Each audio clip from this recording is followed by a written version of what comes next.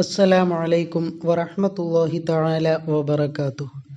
ഇന്ന് നമ്മൾ ചർച്ച ചെയ്യാൻ പോകുന്നത് 3-ാം ക്ലാസ്സിൻ്റെ തജ്വീദ് എന്ന വിഷയത്തിൽ മുൻ വർഷങ്ങളിലെ വാർഷിക പരീക്ഷയ്ക്ക് വന്ന ചോദ്യപേപ്പറാണ്. ഒന്നാമത്തെ ഭാഗം നോക്കാം. ഉദാഹരണങ്ങൾ വേർതിരിക്കാം. അപ്പോൾ താഴെ ഇഖ്ഫാഇൻ്റെയും ഇൽഹാറിൻ്റെയും ഇഖ്ലാബിൻ്റെയും ഇദ്ഗാമും ബിഉന്നയുടെയും ഇദ്ഗാമും ബിലാ ഉന്നയുടെയും എല്ലാത്തിൻ്റെയും ഉദാഹരണങ്ങൾ ഒരുമിച്ചാണ് അവിടെ നൽകിയിട്ടുള്ളത്. അപ്പോൾ ഓരോന്നിൻ്റെയും നേരെ അതിൻ്റെ ഉദാഹരണങ്ങൾ മാത്രം എടുത്തെഴുതുക. അപ്പോൾ ഒന്നാമത്തേത് വായിച്ചു നോക്കാം. ഇൽഹാർ. അപ്പം ഇൽഹാറിൻ്റെ ഉദാഹരണങ്ങൾ ഏതെല്ലാമാണെന്ന് നോക്കിയിട്ട് ആ ഇൽഹാറിൻ്റെ നേരെ എഴുതി കൊടുക്കുക. അപ്പോൾ അവിടെ യുൻബിതു അൻഅംത അലൈഹിം കിറാമിൻ ബററ മിർ റസൂലിൻ ഫി കിതാബിൻ മുബീൻ അൻതും അദ്നിൻ തജ്രി ഫി ജന്നത്തിൻ ആലിയ. അപ്പം അങ്ങനെയാണ് അവിടെ ഉദാഹരണങ്ങൾ കൊടുത്തത്. അപ്പം അതിൽ ഇൽഹാറിൻ്റെ ഉദാഹരണങ്ങൾ ഏതെല്ലാമാണ്? അൻഅംത അലൈഹിം എന്നുള്ളതും ഫി ജന്നത്തിൻ ആലിയ എന്നുള്ളതുമാണ്. ഇനി ഇഖ്ലാബിൻ്റെതോ യുൻബിതു കിറാമിൻ ബററ. ഇനി ഇദ്ഗാമും ബിഉന്നയുടേതോ ഫി കിതാബിൻ മുബീൻ എന്നാണ്. ഇനി ഇദ്ഗാമും ബിലാ ഉന്നയുടേത് മിർ റസൂലിൻ. ഇഖ്ഫാഇൻ്റെത് അൻതും അദ്നിൻ തജ്രി എന്നുള്ളതാണ്. ഇനി രണ്ടാമത്തെ പ്രവർത്തനം ശരിക്ക് ശരി നൽകാം എന്നുള്ളതാണ്. അപ്പോൾ അവിടെ 6ഓളം ചോദ്യങ്ങളാണ് നൽകിയിട്ടുള്ളത്. അപ്പോൾ അതിൽ ഒന്നാമത്തെ ചോദ്യം, ഇഖ്ഫാഇൻ്റെ അക്ഷരങ്ങൾ 18, 15 എത്രയാണ്?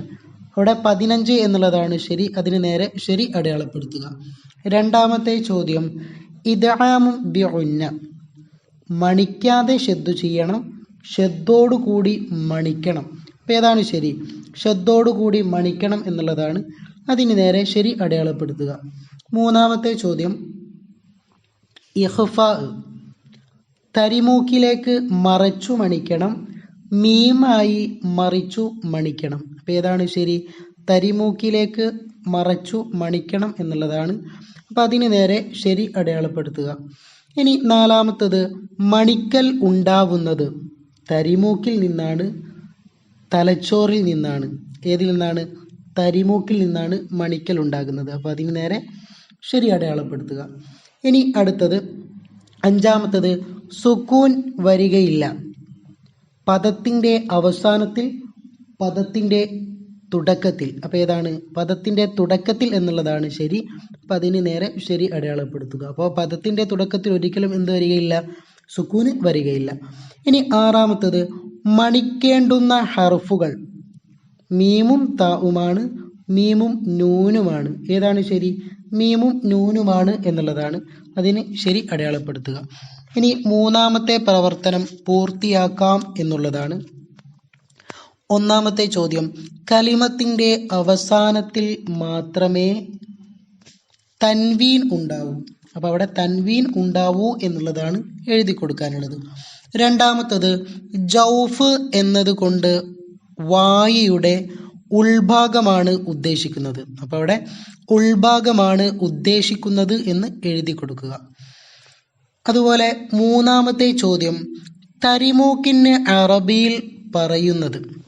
തരിമൂക്കിന് അറബിയിൽ പറയുന്നത് എന്താണ്? ഹൈഷൂം എന്നുള്ളതാണ്.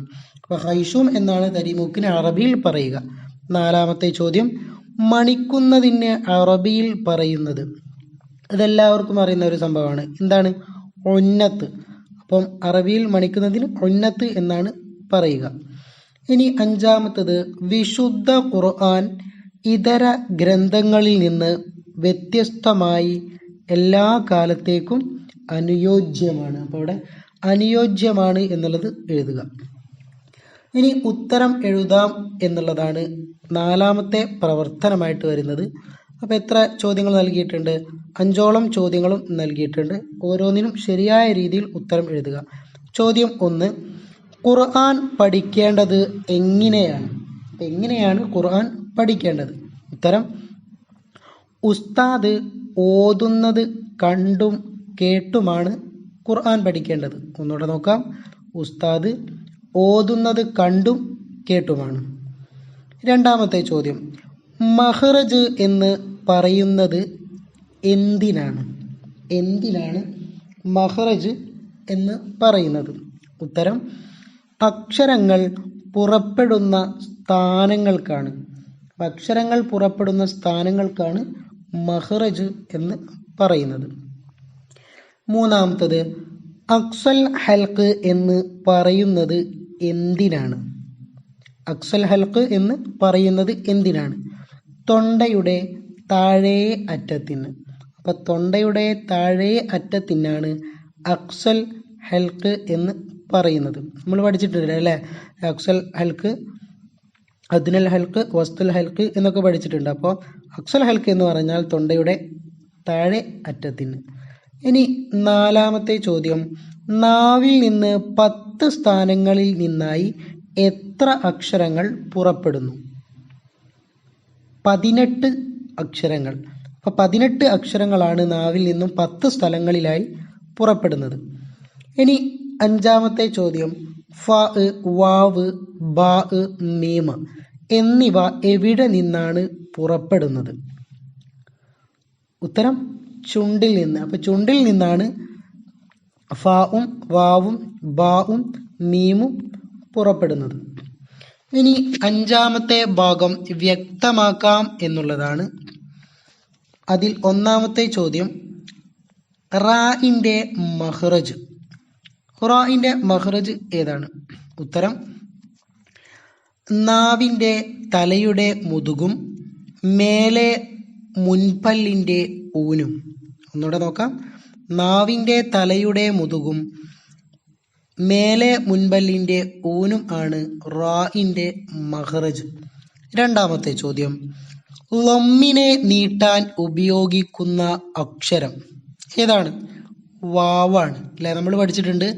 ഫതഹിനെ നീട്ടാൻ അലിഫ്, കെസറിനെ നീട്ടാൻ യാ, ലമ്മിനെ നീട്ടാൻ വാവ് അല്ലേ? ഇനി അവസാനത്തെ ഭാഗം ആറാമത്തേതാണ്. അപ്പം താഴെ കൊടുത്തവയിൽ ഇല്ലാത്ത ഇഖ്ഫാഇന്റെ അക്ഷരങ്ങൾ എഴുതാം. അപ്പം താഴെ കൊടുത്തതൊക്കെ ഇഖ്ഫാഇന്റെ അക്ഷരങ്ങളാണ്. പക്ഷെ അതിൽ ഇല്ലാത്ത ചില അക്ഷരങ്ങളുണ്ട്, അതാണ് എടുത്ത് എഴുതാൻ പറഞ്ഞത്. ഏതെല്ലാമാണ് അവിടെ കൊടുത്തത്? താ, സാ, ജീമ്, ദാല്, ദാല്, സായ്, സീൻ, ഷീൻ, സ്വാദ്, ളാദ്, ത്വാ. ഇനി അതിലുള്ളത് ഏതൊക്കെയാണ്? ളാഉം, ഫാ, ഖാഫ്, കാഫ്. അപ്പം ഇവയാണ് അവിടെ ഇഖ്ഫാഇന്റെ അക്ഷരങ്ങൾ ഇല്ലാത്തതും നമ്മൾ എഴുതി കൊടുക്കാനുള്ളതും. ദുആ വസിയത്തോടെ നിർത്തുന്നു. വ ആഖിറു ദഅവാന അനിൽ ഹംദുലില്ലാഹി റബ്ബിൽ ആലമീൻ. അസ്സലാമു അലൈക്കും വറഹ്മത്തുള്ളാഹി തആല വബറകാതുഹു.